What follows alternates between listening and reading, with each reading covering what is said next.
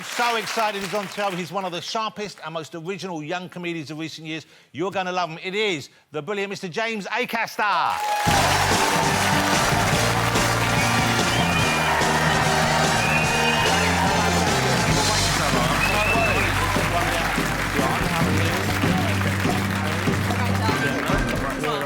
Hello, how's it going? James, take a seat. I'm so excited you're finally on the show. I'm thrilled. Everyone's been talking about you for a while. I've been enjoying your Netflix specials.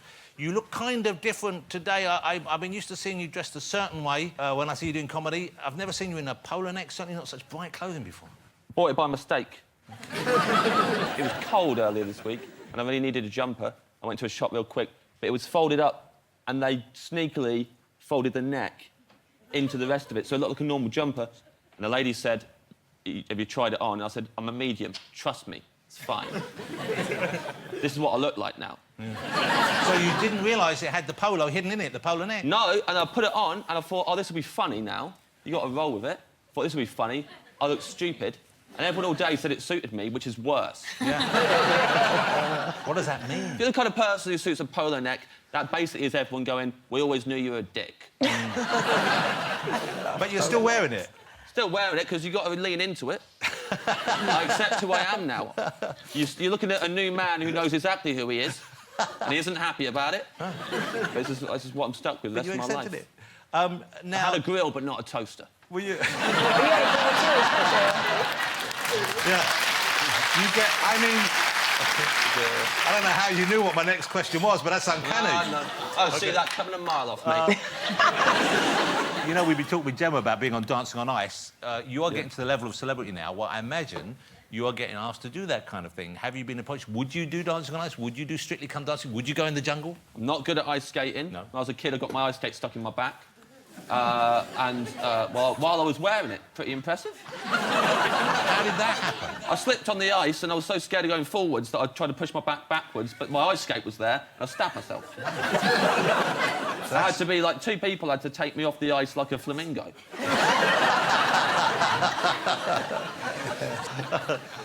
Before stand-up, I believe you were involved in music somewhere. Didn't you teach music to children? Is that right? I taught drums to kids. Right. Yeah, that's easier. Yeah.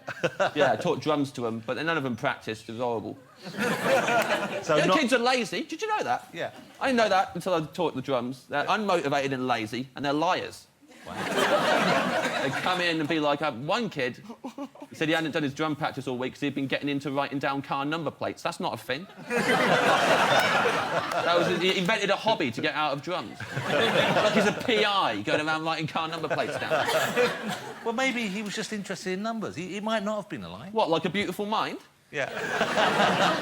Well, you put it like that, Got hidden codes in him. Yeah. He wasn't. This kid were not smart. So it wasn't a fruitful experience for you, teaching? Did you not have any joy? I mean, did any of your pupils go on to be good on drums? Yeah, there are 3 of them, if they're watching. Yeah. Although I bumped into one of them recently. He came to one of my gigs and he doesn't play drums anymore. So there were 2 of them.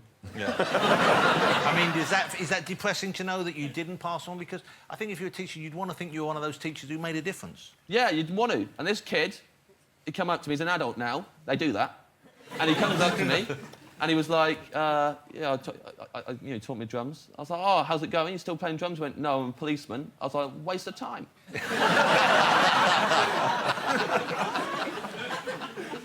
And you were in a band, weren't you? You were in quite a few bands. Loads of bands, mate.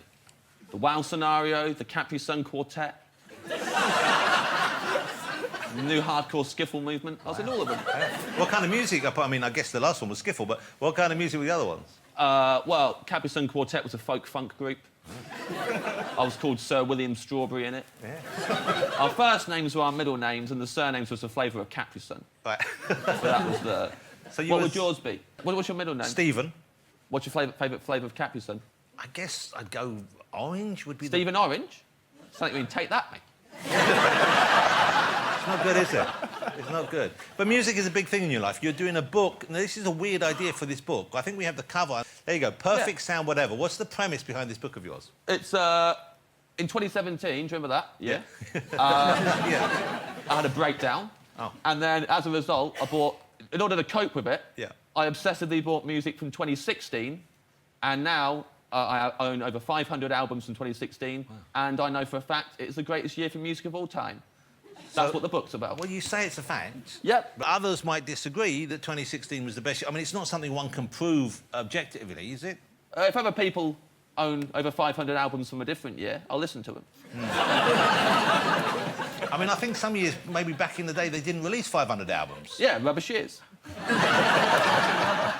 Not as much good music those years. What were the great albums from 2016? Because I know there'll be some popular artists. I mean, I don't know, did Beyonce have an album out that year? Yeah, Lemonade came out. Lemonade was a great album, I'll give you that. Yeah. Did Gaga have an album out that year? She did. She had Joanne came out in 2016. Yeah. Bowie had one out that year, didn't they? Black Star came out, yeah. Okay, that's pretty good. I could play this all day. I mean, I'll be honest with you, I wouldn't have had you down as such a big Beyonce fan. Oh, well, I didn't have you down. That's such an ignorant host. Wow. That's harsh. That's harsh. Oh. I'd like to apologise for that. No need. The adrenaline got to me. Whenever I'm defending Beyonce, that's what happens. Well, it's nice. You just got in the firing line, Jonathan. I apologise so much. It's a pleasure to be here. It's a privilege. Yeah. Do you agree 2016 was the year for music? Well, this is going to impress you. Do you know Naughty Boy? Yeah. Who done Running with Beyonce? Absolutely. He wants to make a track with me. Yes, please. I met him at the Brits. It's all going ahead. I hope you do that track. I am. It's happening. What's it called? I can't tell you yet. Good title. This is what I'm saying. So James has his 7th solo show, which is starting in May, and this title is intriguing to me. I don't know whether you choose to explain what the title means, or will you rather be a bit of a mystery? But would you tell us what the tour is called? Cold Lasagna, Hate Myself, 1999. And is that something you'd like to elaborate on, or...? Here's the thing. I had to name the show a while ago. I thought the show was going to be about those things. It's not. It's a mystery even to me at this point. I did have a lot of stuff about 1999 and why it was the best year of my life. I did have stuff about how I ate some cold lasagna once. It's the best food I've ever tasted. Yeah. That's not in the show anymore. Wow. So what? Is that because it's been replaced with some other food that was even better? Yeah. No, actually, no, still the best food I've ever had was that cold lasagna. Cold lasagna? Yeah, I didn't expect it. Here's what happened, right? I went to Sainsbury's. I got like a ready meal lasagna. Yeah. Put it in the oven. No disrespect to Sainsbury's on this. It wasn't to my liking. You didn't like... When it was properly cooked, you still... Wasn't my thing. Right. Put it in the fridge because I didn't want to put it in the bin. I felt bad. Then I got hammered on my own.